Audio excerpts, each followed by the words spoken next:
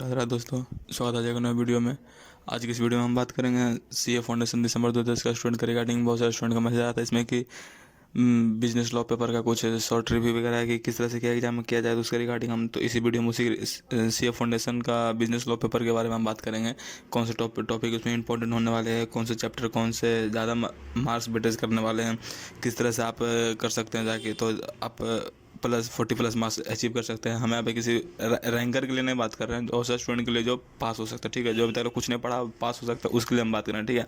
तो जो भी स्टूडेंट चैनल अपने नया चैनल को सब्सक्राइब करें, वीडियो को लाइक करें, फटाफट से शेयर करें अपने दोस्तों के पास, जो भी अभी तक नहीं पढ़ा उनके पास भी शेयर करें, जितने भी सीए फाउंडेशन के स्टूडेंट उनके पास भेजें। तो आइए हम वीडियो में आगे देखते हैं।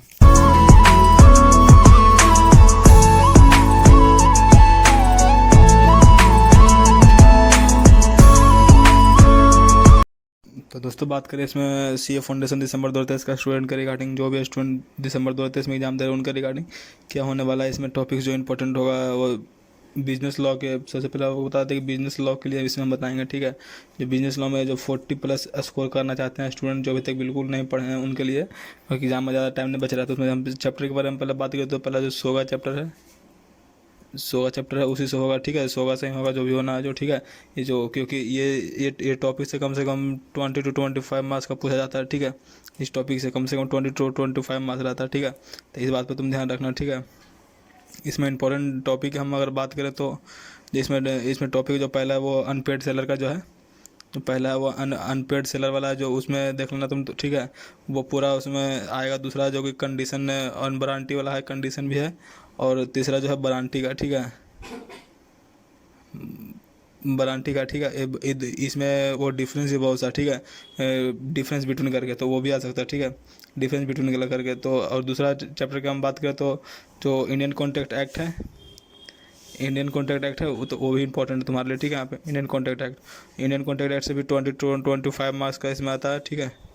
20 to 25 मार्क्स का पूछा जाएगा इंडियन कॉन्ट्रैक्ट एक्ट से भी। तो इसमें जो चैप्टर है वो कंसिडरेशन, जो बहुत ही इंपॉर्टेंट चैप्टर है, इसका यूनिट है, चैप्टर नहीं बोल सकते, यूनिट है, कंसिडरेशन है। फिर दूसरा इसमें अदर इसेंशियल एलिमेंट से भी पूछा जाता है, इसमें अदर इसेंशियल एलिमेंट भी बहुत मतलब महत्वपूर्ण है इसमें। और जो तीसरा जो टॉपिक इसमें बात करेंगे हम,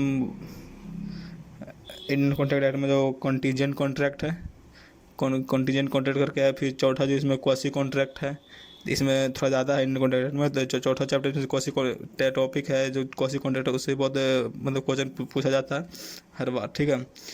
तो अगला चैप्टर की बात करें, तीसरा है वो पार्टनरशिप एक्ट है, ठीक है। पार्टनरशिप एक्ट से भी जो मोस्ट इंपॉर्टेंट जो टॉपिक इसमें जो हमेशा पूछा जाता है वो इसमें कि रिटायरमेंट ऑफ पार्टनर के लिए, ठीक है, रिटायरमेंट ऑफ पार्टनर के लिए, तो वो भी हर बार पूछा जाता है, ठीक है। तो ये टॉपिक भी इंपॉर्टेंट है। अगर तुम नहीं कर सकते बाद तो फिर फाउंडेशन का लॉ पेपर से फिर तुमको भी रिटायरमेंट लेना ही पड़ेगा, ठीक है, क्योंकि इस टॉपिक थोड़ा इंपॉर्टेंट है। इस पर तुम जिस पर हम बता रहे हो उस पर तुम ध्यान देना, ठीक है। तो इसमें मेन इंपॉर्टेंट टॉपिक था। और ऐसा फिर तुम देख सकते हो तो इंडियन कॉन्ट्रैक्ट एक्ट, LLP और एक कंडीशन एंड वारंटी बताएंगे तुमको। तो अगर कोई भी चैप्टर अगर तुम्हारा छूट जाता है इसमें, तो अगर तुम्हारा LLP इसमें अगर नहीं हो पाता, ठीक है, इस पर ज़्यादा फोकस नहीं करना, ठीक है, इस पर ज़्यादा टाइम मत देना, क्योंकि इसमें 4 से 5 नंबर का ही पूछता है इसमें, ठीक है। 5 से 6 नंबर तक, 6 नंबर तक पूछता है, ज़्यादा इससे नहीं पूछता, ठीक है। तो ये तो हो गया टॉपिक के बाद, चैप्टर के बात करें कौन से क्या चैप्टर होने वाला। फिर ये तो हो गया 60 मार्क्स का, ये 60 मार्क्स का पूछता है। इसमें एक चैप्टर और एक विषय और है BCR, वो 40 मार्क्स का है। तो इसमें लेटर राइटिंग बहुत बढ़िया है, ठीक है, थोड़ा सा कॉन्सेप्ट देख के जाओगे पूरा क्लियर हो जाएगा, ठीक है। और इसमें लेटर राइटिंग के अलावा एक ठोर नहीं बहुत पूछा जाता है, रिज्यूम वगैरह पूछा जाता है। तो रिज्यूम वगैरह भी तुम देख के जाओगे तो सही रहेगा तुम्हारे लिए, ठीक है।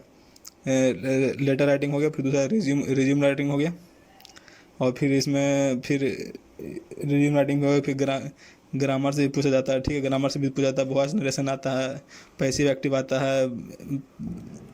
तो ये सब ग्रामर 5-6 नंबर का, 10 नंबर 12 नंबर का आता है। तो ये तुमको 1 नंबर करके पहुंचाएगा वहाँ तक, ठीक है। बाकी जो फॉर्मल जो ग्रामर आता है, लेटर पैसेज वगैरह ये सब आता है, तो ये सब तो भाई तुम तो पैसेज तो भाई पढ़ते आ रहे हो बहुत दिन से, ठीक है। तो ये तो हो गया मतलब चैप्टर वाइज की क्या देखा जाएगा क्या नहीं देखा जाएगा उसके लिए, ठीक है। अभी हम इसमें बात करेंगे सक्सेस, मतलब key to success in law paper, ठीक है, मैंने key to success in law paper, ठीक है, key to success in law paper, ठीक है। मेरे पास पेन नहीं, इसलिए थोड़ा लिखने में प्रॉब्लम होता है, ठीक है। तो अभी तुम इसे काम चलाओ, बाकी एडिटिंग में पूरा देख लेंगे इसमें क्या करना नहीं करना जो, ठीक है, उसके रिगार्डिंग, ठीक है। तो ये तो हो गया key to success in law paper, ठीक है। इसमें हम बात करेंगे कि कौन सा मैंने किस तरह का एग्जाम में लिखा जाए तो सही रहेगा, ठीक है, और किस तरह भी तुम प्रिपरेशन कर सकते हो इसके लिए, ठीक है। तो पहला की टू सक्सेस है, इसमें हम फोकस डालेंगे कि कीप इन टच, ठीक है, keep in touch. Keep in touch किससे होता ना, कीप इन टच किस तरह से, मतलब तो लॉ का बुक से, ठीक है। लॉ का बुक से मेरा कहने का मतलब कि अगर तुम डेली अभी से भी डेली जैसे तुम रूटीन मानोगे 2-2 घंटा करके, ठीक है, तो लॉ का भी होगा तो लॉ पे थोड़ा ज़्यादा फोकस करना, ठीक है, क्योंकि ये डिस्क्रिप्टिव है, इसमें लिखना पड़ता है, ठीक है। आता सबको है, ठीक है, क्वेश्चन जो भी रहेगा मुझ माने तुम किसी से पूछेगा तो सब बताएगा, लेकिन लिखने में थोड़ा प्रॉब्लम होता है, ठीक है, समझिए, लिखने में थोड़ा प्रॉब्लम होता है।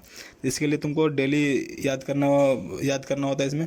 और याद करने का अगर बेस्ट हम बताएं तो तुम मॉर्निंग में 5 बजे उठो, ठीक है, डेली अभी से भी उठोगे तो डेली अगर 10 टॉपिक तुम क्लियर करते हो तो तुम्हारा अभी अच्छा दिन टाइम बचा हुआ, 20-25 दिन से ज़्यादा, 20-25 का पूरा दिसंबर है, फिर ये मंथ है, तो पूरा पर क्लियर होगा तुम्हारा, ठीक है। तो ये पहला हो गया कि कीप इन टच, और दूसरा है need to certify the content, ठीक है। दूसरा है कॉन्टेक्ट के शॉर्ट करके लिखो, ठीक है, शॉर्ट करके रखा करो ताकि तुमको आगे प्रॉब्लम नहीं हो दोबारा जब तुम देख पाओगे। क्योंकि बहुत सारे स्टूडेंट बोलता है कि लास्ट में एग्जाम से 2-3 दिन पहले पूरा बुक कवर कर लेंगे, ऐसा होता नहीं है, ठीक है, जनरली। तो अभी से तुम सारा जितना भी पॉइंट्स इंपॉर्टेंट पॉइंट्स होता है ना, इंपॉर्टेंट पॉइंट, तो उसको ना तुम हाईलाइटर से यूज करके ना हाईलाइट करके रखो, ठीक है। हाईलाइटर से हाईलाइट करके रखो तो तुमको ज़्यादा आसानी होगी, जैसे बुक पलटोगे आसानी से तुम कवर कर लोगे उस चीज़ को, समझा, इसलिए तुमको बता रहा हूँ, आसानी से कवर हो जाएगा। और तीसरा इसमें हम बात करें तो वो एक्स्ट्रा रिवीजन के लिए, ठीक है। एक्स्ट्रा रिवीजन का पॉइंट यहाँ पे देखो, तीसरा हम बता रहे हैं, ठीक है, एक्स्ट्रा रिवीजन का पॉइंट, ठीक है। इसका इंपॉर्टेंट देखो, तुमको बताते हैं एक्स्ट्रा रिवीजन का, जो एक्स्ट्रा रिवीजन का जो पॉइंट, जो इसमें जो पॉइंट है, और जैसे तुम्हारा 4 पेपर है ना सब फाउंडेशन में, तो सबके लिए तो टाइम डिस्ट्रीब्यूट किया होगा इसमें 2-2 घंटा मान लो कुछ भी, लेकिन अगर मान लें कि अगर 2-2 घंटा से में तुम टाइम लगा रहे हो तो थोड़ा लॉ में थोड़ा ज़्यादा लगाना, ठीक है। टाइम निकालोगे किस में से, मतलब कौन सा पेपर वाला में से, तो उसके लिए तुमको बताते हैं हम कौन से पेपर वाला में टाइम निकालना है। उसके लिए बताते हैं तुमको कि जो देखो तुम्हारा पेपर नंबर 1 है अकाउंट्स का, पेपर नंबर 2 है लॉ का, पेपर नंबर 3 है मैथ का, फिर पेपर नंबर 4 है इकोनॉमिक्स का। तो तुम इकोनॉमिक्स से टाइम निकाल सकते हो, ठीक है, क्योंकि इकोनॉमिक्स तो MCQ आता है, मैथ भी MCQ आता है, ऐसा बात नहीं है, मैथ भी MCQ आता है, लेकिन मैथ थोड़ा ठीक है, मैथ में थोड़ा फोकस करना, लेकिन इकोनॉमिक्स से तो कर सकते हो, क्योंकि इकोनॉमिक्स ईजी वे, मतलब 60-65 मार्क्स बच्चा कैरी कर लेता है, ठीक है। तो इकोनॉमिक्स से तुम टाइम निकाल के इसमें एक्स्ट्रा रिविजन में टाइम लगाओ, ठीक है। और चौथा है जो कि बहुत इंपॉर्टेंट है और लास्ट, मतलब ये बढ़िया है, मतलब फिर सबसे मेरा फेवरेट है, ठीक है। इसके बिना तुम्हारा नहीं होगा लॉ में 40+ क्लियर। ये जो भी स्टूडेंट जो नहीं पढ़ा उसके लिए, जो अगर जो पढ़ लिया बने से तो उसको भी 60+ या 85+ करना, तो इसके बिना नहीं होगा। वो है राइटिंग प्रैक्टिस का, ठीक है। राइटिंग प्रैक्टिस का नहीं हो पाएगा, ठीक ना। राइटिंग प्रैक्टिस भी कंपलसरी है, ठीक है इसमें। तो राइटिंग प्रैक्टिस में मतलब इसमें फियर रहता है, बहुत सारा स्टूडेंट का फियर रहता है, ठीक है, कि किस तरह से क्या होगा नहीं होगा उसके रिगार्डिंग, ठीक है। तो इसमें राइटिंग प्रैक्टिस भी बहुत कंपलसरी रहता है। तो राइटिंग प्रैक्टिस किस तरह करना है, मैंने कहाँ पे फ़ायदा, कहाँ पे क्या मदद करेगा, वो तुमको इसमें बताते हैं, ठीक है। राइटिंग प्रैक्टिस क्या फ्रेमवर्क वाइज में, फ्रेमवर्क वाइज में इसमें क्या करना है कि पहले सेक्शन वाइज बांट लो, ठीक है। सेक्शन जैसे एग्जाम में लिखते हो सेक्शन में लिखते हो, ठीक है। एग्जाम में सेक्शन पहले लिखना, ऊपर में जब लिखना कोई भी आंसर आएगा तो उसको लिखने के लिए सबसे पहले सेक्शन लिखना, उसके बाद फैक्ट लिखना, ठीक है, फैक्ट ऑफ द क्वेश्चन, उसके बाद नीचे कंक्लूजन लिखना। तो इस तरह लिखोगे तो तुम्हारा पूरा नंबर एग्जामिनर देगा, जो एग्जाम एग्जाम करेगा इसमें देगा, ठीक है।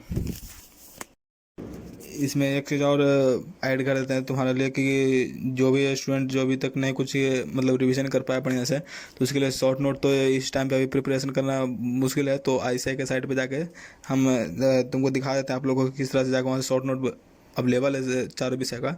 तो अभी हम इस वीडियो में बिजनेस लॉ के लिए बता रहे हैं, तो बिजनेस लॉ के लिए करेंगे तो सबसे पहले ICI के वेबसाइट पे जाओगे तो इस तरह का आइकन खुलेगा, ठीक है। तो ऊपर में जो स्टूडेंट का आइकन खुद दिख रहा है ना वहाँ पे, उस पर क्लिक करने का, ठीक है। उस पर क्लिक करोगे तो ये जो इधर साइड में जो यहाँ पे BOS नॉलेज पोर्टल दिख रहा है ना यहाँ पे, उस पर क्लिक करना, ठीक है। उस पर क्लिक करोगे तो इधर साइड में आएगा यहाँ पे ये visit to BOS knowledge portal, इस पर क्लिक करना, ठीक है। इस पर जैसे ही क्लिक करोगे तो पूरा इस तरह का पूरा जो BOS पोर्टल वो ओपन होगा, ठीक है।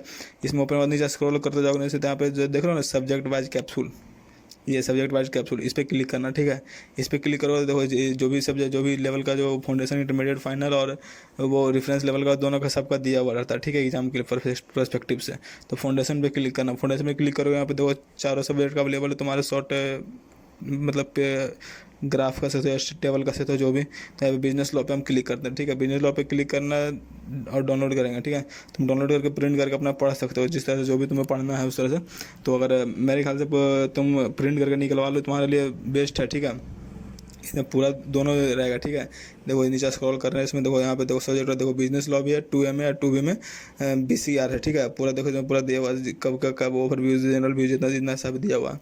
इसमें देखो, इसमें कॉन्सेप्ट वाइज क्लियर कर, देखो नेचर ऑफ कॉन्ट्रैक्ट एक्ट है, उसका भी पूरा दिया हुआ है, इतना पूरा खत्म होगा, ठीक है। नेचर ऑफ कॉन्ट्रैक्ट एक्ट, फिर देखो इसेंशियल एलिमेंट ऑफ द बोला पूरा दिया हुआ, जो वैलिड इसेंशियल एलिमेंट था ऑफर वाला था, ऑफर पोर्शन है, वो भी दिया हुआ है। क्लासिफिकेशन ऑफ ऑफर का देखो दिया हुआ है, जो 5 ऑफर का जो है पूरा दिया हुआ। फिर नीचे उसका डिस्क्रिप्शन देखो पूरा दिया हुआ, general offer, special offer, cross offer, counter offer, और पूरा दिया हुआ है इसमें पूरा। तो सारा टेबल बनाया हुआ है यहाँ पे, ठीक है। तो ये PDF तुम डाउनलोड करके प्रिंट के निकलवा लो, ठीक है। आसानी से 2-3 बार ओवरव्यू कर लोगे तो 80+, 40 प्लस तो क्रॉस कर लोगे, ठीक है। बाकी तो अपना बुक से जितना भी पढ़ सकते हो पढ़ लो, ठीक है। अभी टाइम है, लेकिन सुबह 5 बजे मॉर्निंग में जरूर करना हो ट्राई, ठीक है, वो ज़्यादा बेस्ट है, ठीक है। तो वीडियो पसंद आया तो वीडियो को लाइक करें, चैनल को सब्सक्राइब करें। मिलते हैं किसी और नेक्स्ट वीडियो में।